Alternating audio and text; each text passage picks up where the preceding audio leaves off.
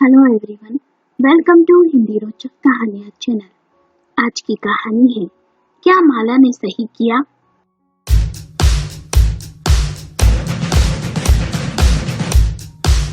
माला आज बहुत ही खुश थी।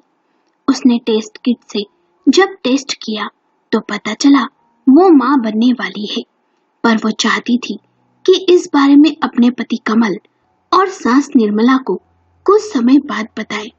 जब दूसरा महीना शुरू हो गया तो माला पूरी तरह से संतुष्ट हो गई कि वो माँ बनने वाली है।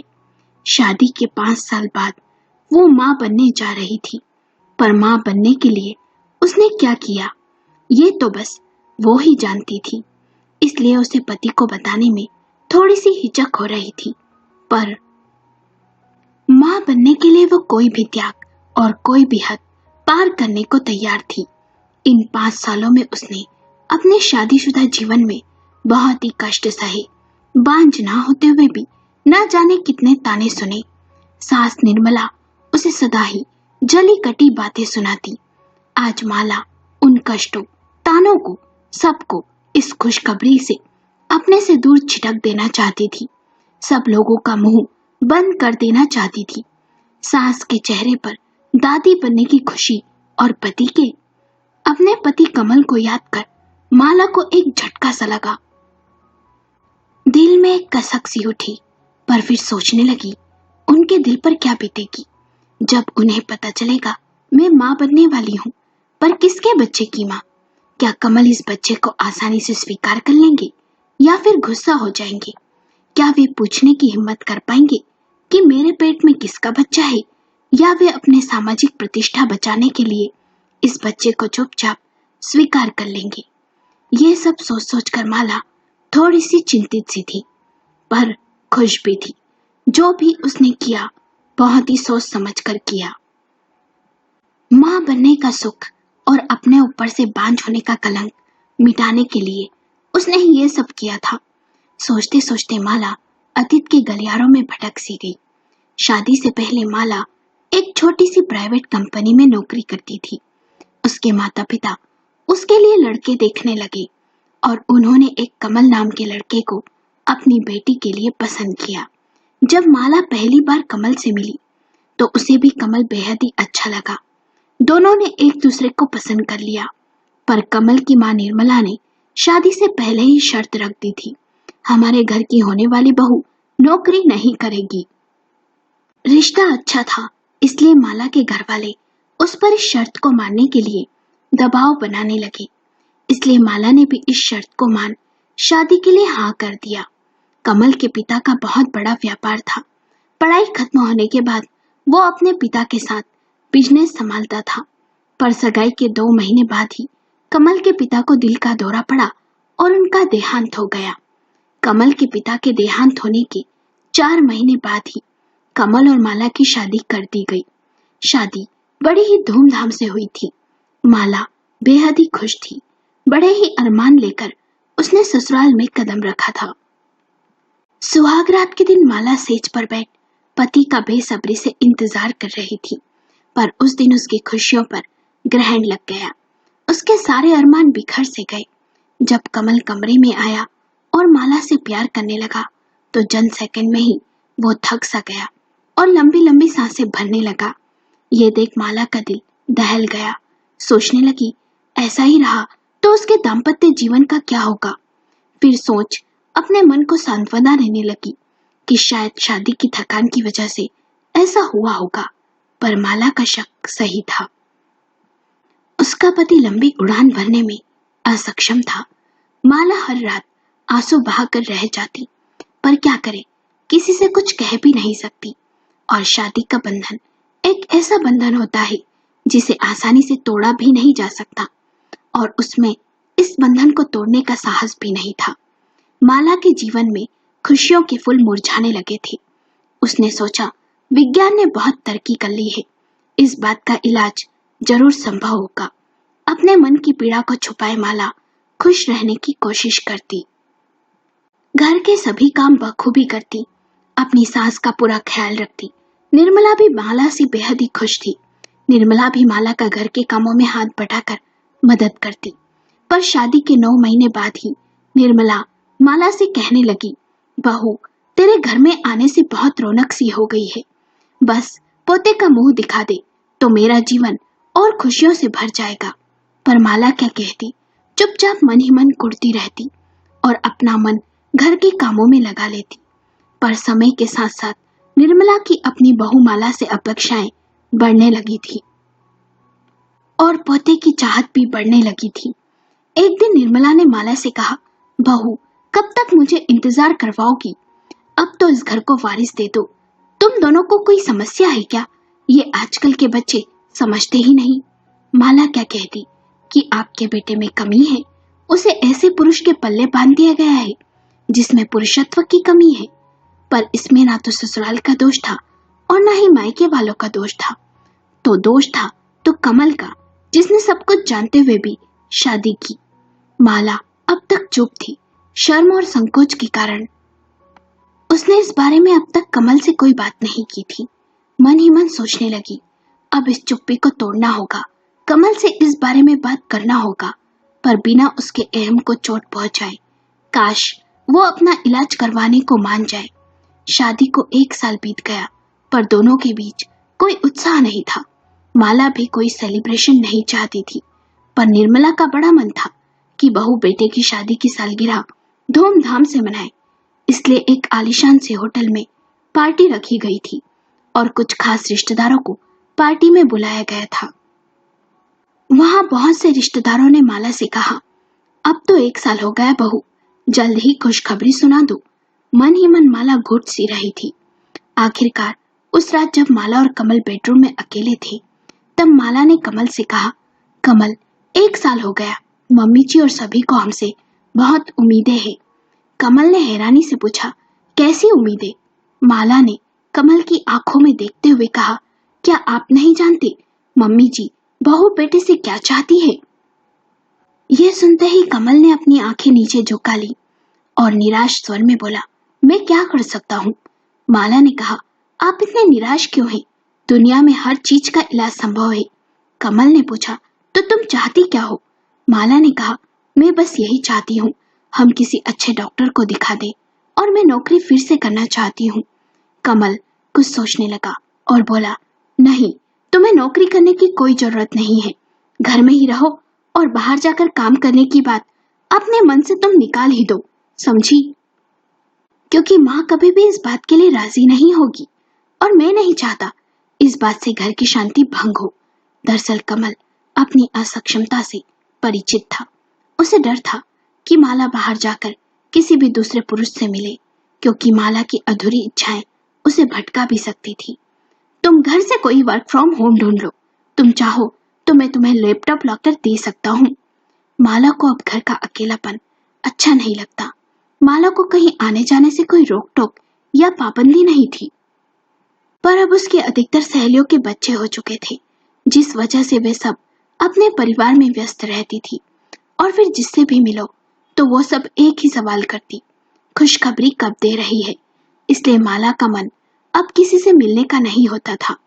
कभी कभार फोन पर जरूर बातें कर लिया करती थी। जिस घुटन भरे जीवन को वो जी रही थी, उससे उसका बाहर निकलकर लोगों से मिलना जरूरी था। पर पति और सास दोनों ही इस पक्ष में नहीं थे।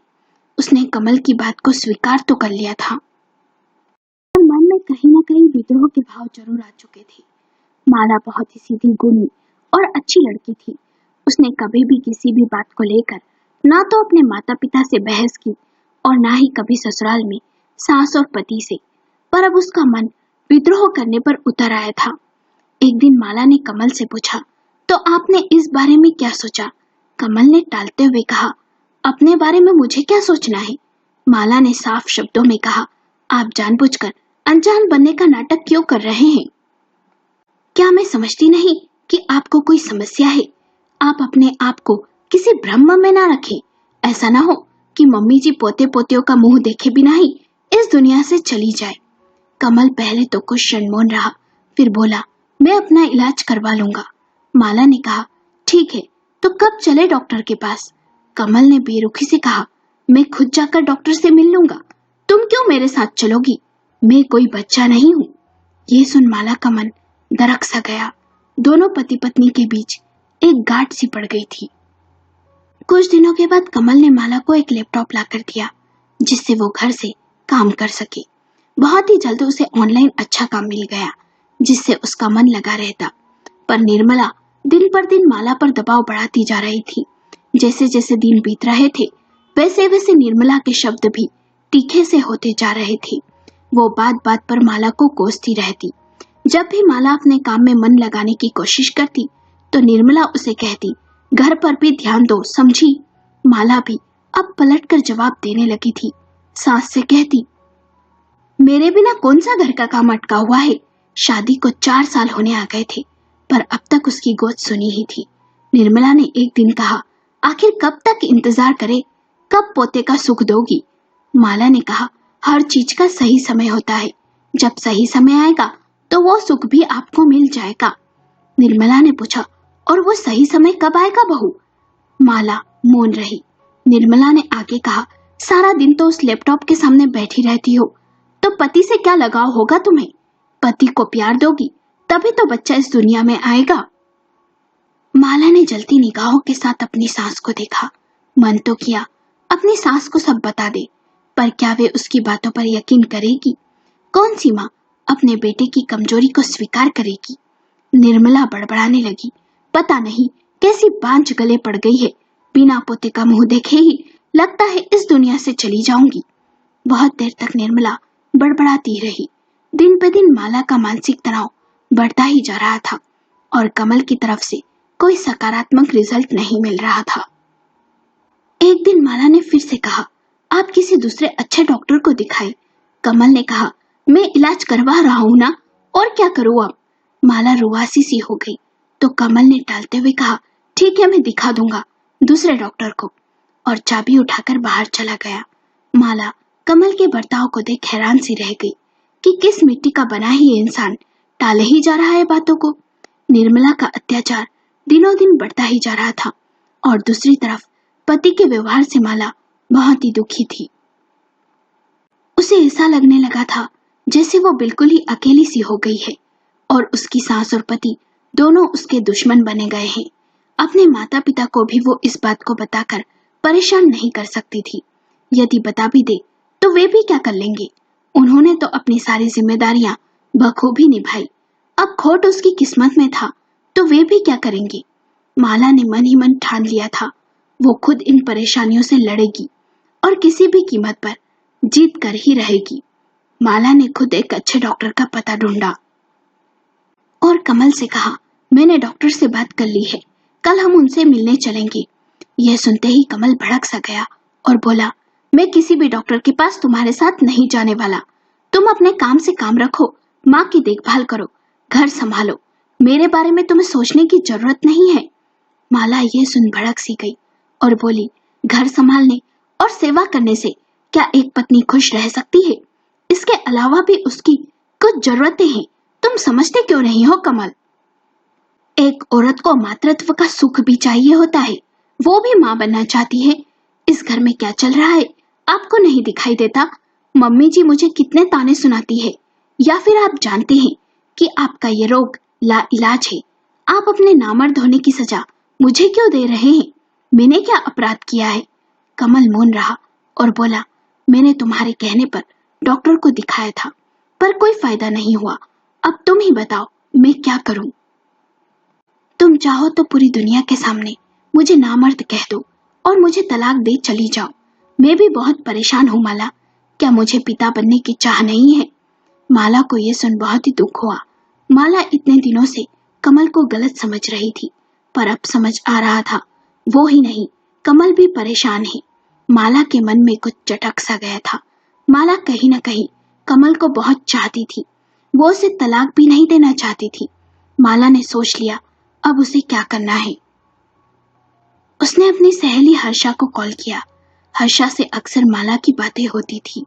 माला ने हर्षा को मिलने की इच्छा जताई। माला हर्षा से मिलने गई। माला का मुरझाया हुआ चेहरा देख हर्षा ने कहा, क्या बात है, तू बीमार है क्या। माला ने धीरे धीरे करके एक एक बात हर्षा को बता दी। माला की बातें सुन हर्षा की आंखें भर आई और बोली, तो तो अब तुम क्या करना चाहती हो? माला ने हर्षा से पूछा। तुम मेरी अच्छी सहेली हो, प्लीज मेरी मदद कर दो। हर्षा ने कहा, कैसी मदद? माला ने कहा, मैं जो तुमसे मांगने जा रही हूँ वो किसी भी पत्नी को मंजूर नहीं होगा, पर मैं इस बात के लिए किसी और पर भरोसा नहीं कर सकती और मैं किसी कोठे पर जाकर भी नहीं बैठ सकती। तुम समझ रही हो ना मैं क्या चाहती हूँ? हर्षा कुछ कुछ समझ गई थी पर फिर भी बोली, तुम क्या चाहती हो? माला ने कहा, मैं अपनी कोख भरना चाहती हूँ, मैं माँ बनने का सुख पाना चाहती हूँ और ये तभी संभव है जब तुम्हारा पति। हर्षा ने पहले तो इनकार किया तो माला ने कहा, मैं किसी और से ये काम करवाकर जीवन भर का दुख नहीं भोगना चाहती। मैं नहीं चाहती बाद में वो मुझे ब्लैकमेल करे। मैं इतना बड़ा खतरा नहीं उठाना चाहती। माला ने हर्षा को और उसके पति को मना लिया और अपनी सुनी कोख भर ली। माला ने हर्षा और उसके पति का बहुत बहुत आभार माना। गर्भवती होने के बाद माला बेहद ही खुश थी। अतीत में खोई माला वर्तमान में आई। उसने देखा कमल आ गया था। उसने ये बात सबसे पहले कमल को बताई। कमल ने जैसे ये सुना तो बोला, किसका पाप है ये? तुम जानती हो ना। मैं आगे कहने की हिम्मत ना कर सका। माला ने कहा, इसे पाप मत कहो, मैंने जो भी किया मेरे और तुम्हारे लिए किया। कमल ने कहा, औलाद पाने के लिए तुमने इतना गंदा काम किया एक पराये मर्द के साथ? मुझे ये बच्चा स्वीकार नहीं। माला ने कहा, मैंने कोई गंदा काम नहीं किया। कमल, मैं चाहती तो सबको सब कुछ बताकर तुम्हें बेइज्जत कर, नामर्द साबित कर इस घर से जा सकती थी, पर मैंने ऐसा नहीं किया, ना ही मैंने कोई मर्यादा लांघी। कमल ने हैरानी से कहा, फिर ये बच्चा? माला ने कहा, उस दिन जब तुम मुझसे ये कहकर गए कि तुम भी पिता बनना चाहते हो, तुम भी दुखी हो, तो मेरे मन में कुछ टूट सा गया और मैंने डॉक्टर से जाकर बात की। तब डॉक्टर ने बताया मैं आईवीएफ के द्वारा मां बन सकती हूँ, कोख मेरी होगी और डोनर कोई और। तब मैंने तुमसे बात करना चाहा, पर मैंने तुम्हारी मेडिकल रिपोर्ट डॉक्टर को दिखाई। उससे पता चला तुम डोनर नहीं बन सकते, तुम में कमी है। अब मेरे पास एक ही रास्ता था, मैं किसी ऐसे को ढूंढूं जो इस बात के लिए मान जाए, और मैं ये जानती थी कि मैं तुमसे ये कहूंगी तो तुम कभी नहीं मानोगे, और मैंने इस काम के लिए अपनी खास सहेली और उसके पति को मना लिया। मुझे माफ कर दो कमल। कमल ये सुन मौन रहा। वो अब भी नाराज था। जब ये बात निर्मला को पता चली कि माला मां बनने वाली है, उसने उसे सर आंखों पर बैठाया। कमल का मन तो किया कि अपनी मां से कह दे ये बच्चा उसका नहीं, पर किस मुंह से बताता, इसलिए चुप ही रहा। माला से कमल उखड़ा उखड़ा रहने लगा। माला ने एक दिन कमल से कहा, जानती हूँ आप नाराज हैं, पर इसके सिवा मेरे पास और कोई रास्ता नहीं था। यदि मैं ऐसा नहीं करती तो क्या जीवन भर इस कलंक को लेकर जीती? मम्मी जी के ताने आपने सुने नहीं? मैं बांझ नहीं कहलाना चाहती थी और ना ही आपकी बदनामी कर आपको तलाक देना चाहती थी, क्योंकि यदि मैं तलाक की बात करती तो मुझे आपका सच सबको बताना पड़ता। तब आपकी समाज में क्या इज्जत रह जाती? सोचिए, क्या आप दुनिया को मुंह दिखा पाते? मैंने जो भी किया मर्यादा में रहकर विज्ञान की मदद लेकर किया, कोई गलत काम नहीं किया। सब घर में कितने खुश हैं। मैंने कभी भी आपको आपकी कमी का एहसास नहीं होने दिया। सच्चे मन से आपको स्वीकार किया क्योंकि मैं आपको बहुत चाहती हूँ। कमल ने कहा, क्या हम निसंतान रहकर जीवन नहीं जी सकते थे? तुम्हें यह सब करने की क्या जरूरत थी? माला ने कहा, मैं एक बांझ का कलंक लेकर नहीं जी सकती थी, दुनिया भर की शक की निगाहों को नहीं झेल सकती थी। शायद आप नहीं जानते, मम्मी जी मेरा और आपका तलाक करवाना चाहती थी और आपकी दूसरी शादी करना चाहती थी, पर ये क्या, तब भी आप मम्मी जी को पोते पोतियों का सुख दे पाते? एक बार आप इस होने वाले बच्चे को अपना कर देखो प्लीज। कमल ने कहा, पर यह बच्चा मेरा नहीं है, मेरा खून नहीं है। माला ने कहा, कोख तो मेरी है और खून भी मेरा है। कमल ने कहा, पर मैं अपने मन को कैसे समझाऊं? माला ने कहा, ऐसा करने में ही हम दोनों की भलाई थी। कम से कम अब हम समाज में इज्जत के साथ तो जी सकेंगे, किसी के ताने तो नहीं सुनने पड़ेंगे। कमल ने कहा, पर मुझे जो मानसिक कष्ट हुआ उसका क्या? माला ने कहा, आपने अपनी कमजोरी जान मुझसे शादी की और मुझे तानों की आग में झोंक दिया जलने को, पर मैंने आपको स्वीकार किया कभी कोई शिकायत नहीं की। खैर, जो भी हुआ उसे भूलने में ही भलाई है। आप अपनी सकारात्मक सोच से गमों को खुशियों में बदल सकते हैं। कमल को ये बात समझ आ गई थी। वो धीरे धीरे माला के साथ अच्छा व्यवहार करने लगा था, उसे प्यार देने लगा था, उसका ख्याल रखने लगा था। सास भी माला का बहुत ख्याल रखती, उसे पलकों पर बैठाती। माला ने बेटे को जन्म दिया। कमल उस बच्चे को देख सब भूल गया। उसने उसे सीने से लगा लिया। माला बेहद ही खुश थी। आज उसका परिवार पूरा हो चुका था। माला मन ही मन सोचने लगी, उसने जो भी किया वो सही था या गलत पता नहीं, पर अपने पति और अपने लिए उसे उस समय यही सही लगा जो उसने किया। आपको कहानी कैसी लगी हमें अपने विचार कमेंट करके बताएं। यदि कहानी पसंद आई हो तो लाइक करें, शेयर करें और चैनल को सब्सक्राइब करें।